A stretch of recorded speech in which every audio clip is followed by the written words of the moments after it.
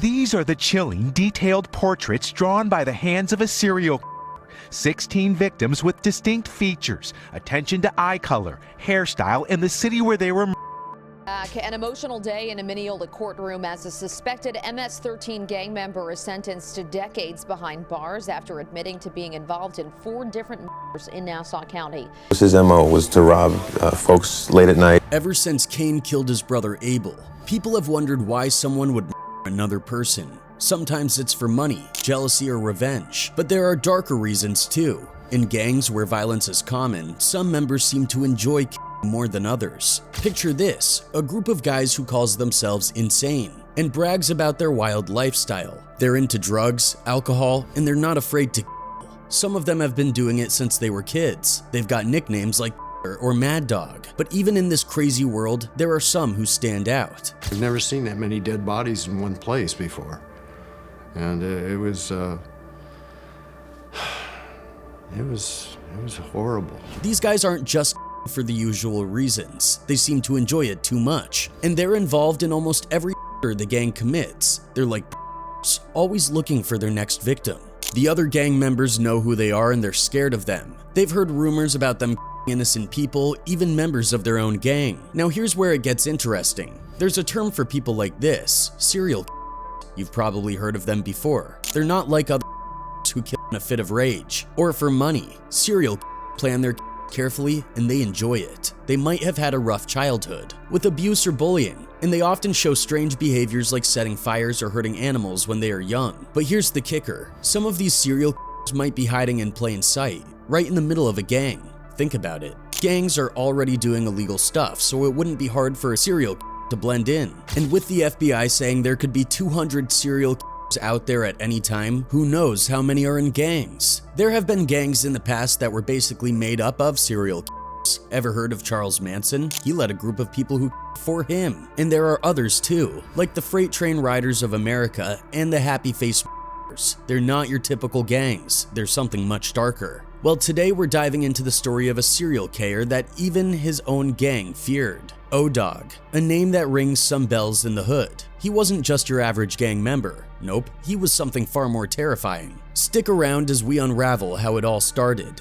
Alright, so picture this, Englewood, the tough part of Chicago where life ain't easy. It's known for its rough streets and not so great stats. But hey, despite all the chaos, people still find ways to have a good time. Now let's rewind to April 5th, 2008. It's a sunny day, perfect for hanging out. One family celebrating their kid's graduation. All's cool until things heat up between 2 dudes at a party. Here's where it gets sticky. Albert, this young guy, tries to calm things down, but it backfires big time. Next thing you know, there's a scuffle, and Albert's in the middle of it. Then out of the blue, this dude Nathaniel shows up with a metal bat. Cops roll in just in time, but the situation's already tense. He sprints all the way up to Albert and unalives him with it. Thankfully, they nab Nathaniel before things escalate further. But man, it's a mess. The community's shaken, especially Albert's family.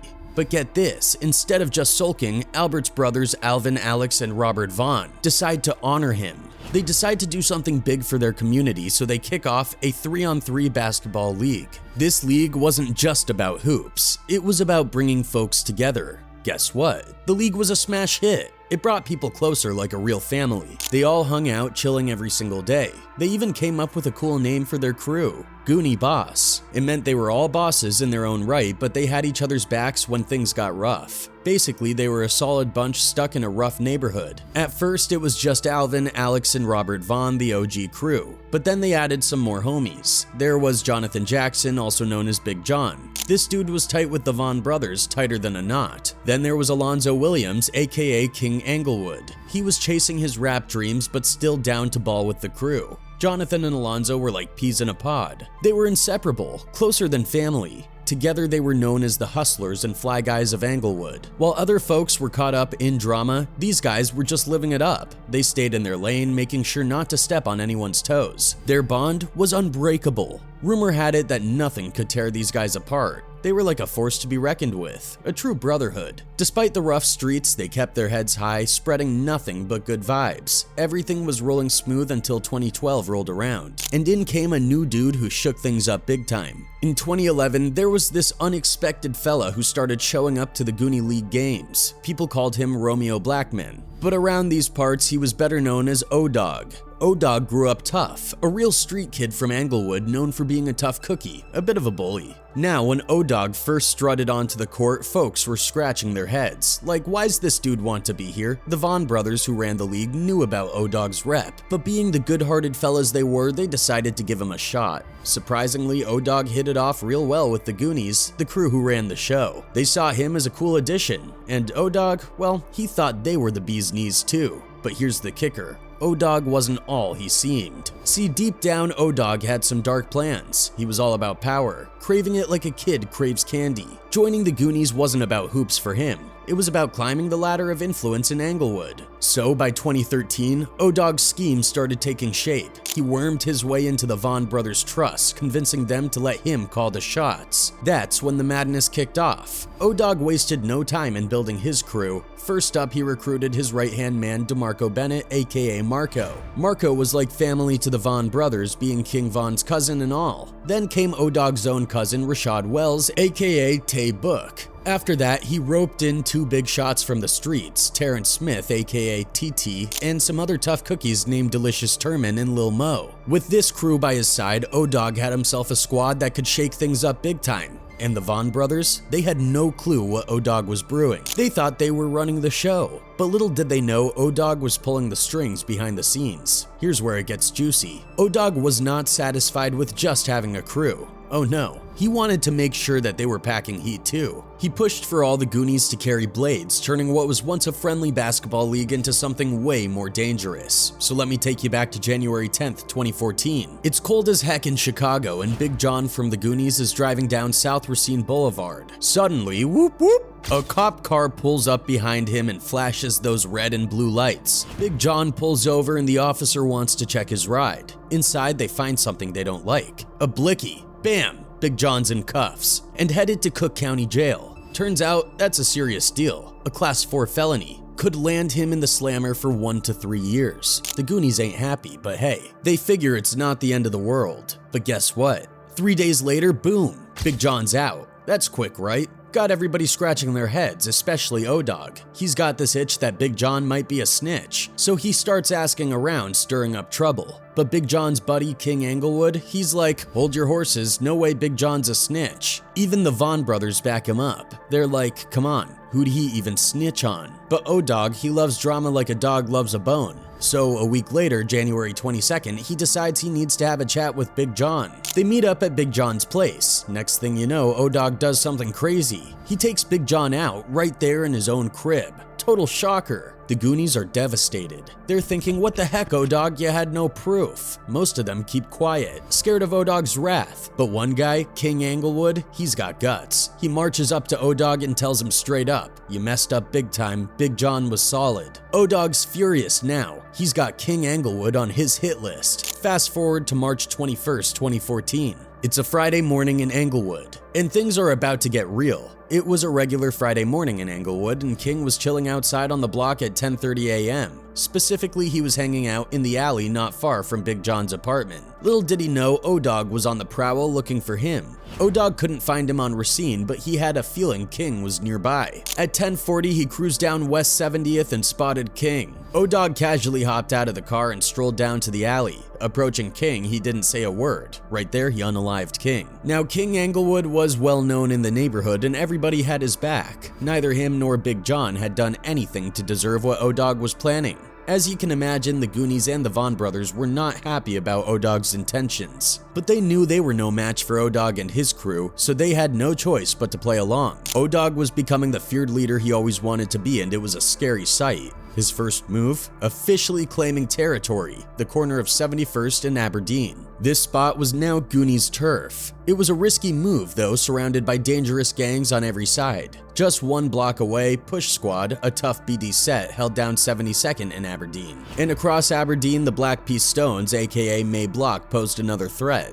But Odog liked the challenge. He was ready to start trouble at any opportunity. In early October, Odog hit the club with a couple of goonies. While they were there to party, Odog had other plans. He was on the lookout for any reason to start beef, and sure enough, he found it. An argument broke out with a reputed gang from Chunky City located 15 blocks west of the Goonies' turf. For most people, it would have been forgotten, but not for Odog. It was all the reason he needed to start a war. And just like that, the Goonies had their first enemies, and Chunky City didn't even see it coming. Meanwhile, on a regular Thursday afternoon in Englewood, the Goonies were chilling with their pal Odog. Odog was hyped about bringing in a new member called Quante Hughes. He was eager for Quante to prove himself. So at 6 p.m., Odog spills to Quante about a beef he had last weekend with some folks from Chunky City. They dissed him bad, and he's itching to retaliate. Quante feels the heat and steps up, volunteering to make a move. At 7:20 p.m., Odog, Quante, and their buddy Terrence Smith hop in a Dodge Caravan and head to Chunky City. Masks on, gloves ready, they cruise around the area. As they roll up 72nd Street, they spot a guy chilling on the block. Odog signals to stop and they pile out of the van. The guy bolts, but the Goonies catch up quick. After a little hustle, Odog and Terrence sprint back to the car, and they peel out. But as they're making their escape, they spot a cop car tailing them. Panic sets in, but Odog keeps his cool. He tells Quante to step on it and make a quick turn at the next corner. Then he orders everyone to bail out of the car and scatter. Odog and Terran dart between houses while Quante bolts down the street. The cops catch up, but all they see is Quante hauling it. They finally nab him, but Odog and Terran manage to ghost it home without leaving a trace. Odog, sweating bullets, worried Quante might snitch, but the guy stays silent as a stone. You'd think they'd lie low after such a close call, but not Odog. He's got a screw loose, and this just gets him amped up. A month later, he and Terran go for another slide, aiming for a Chunky City dude.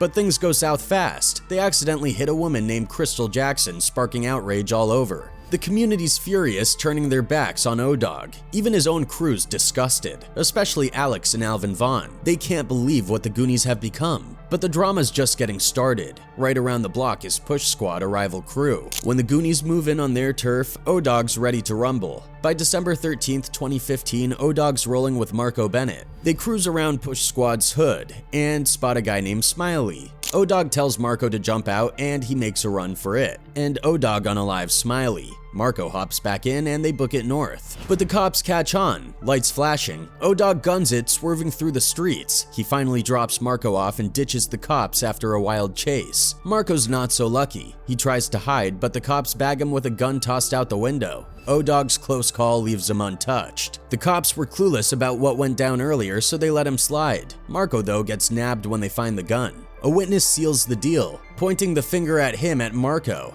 and police arrest him, but still Marco didn't snitch on Odog. Odog's luck holds, dodging trouble time after time. But Push Squad's out for blood, gunning for him at every turn. The rivalry's heating up and Odog's playing dirty as ever. There's a dog and a guy, both hunting for rivals together. They're on the lookout for members of a gang called Push Squad, aiming to find them around 72nd Street. They've checked back a few times, but there's nobody outside. At the same time, there's this young guy named Devin, known as D-Money, heading to 72nd in May to meet a girl. Now, D-Money isn't into gang politics, he's from a different part of town. So D-Money arrives around, parks his car and waits. But then, our two hunters, Odog and Tay Booger, roll up the street. They see D-Money's car, double parked, and they get suspicious. Odog parks at the end of the street and they both approach D-Money's car. He notices them coming and quickly opens his door, but things go left from there. Sadly, Odog unleashes some chaos, K-ing D-Money, and D-Money's crew isn't too happy when they hear about it. They were so tight with D-Money that they even changed their neighborhood's name to D-Town. When the Push Squad hears about what happened, they decide to join forces with D-Town.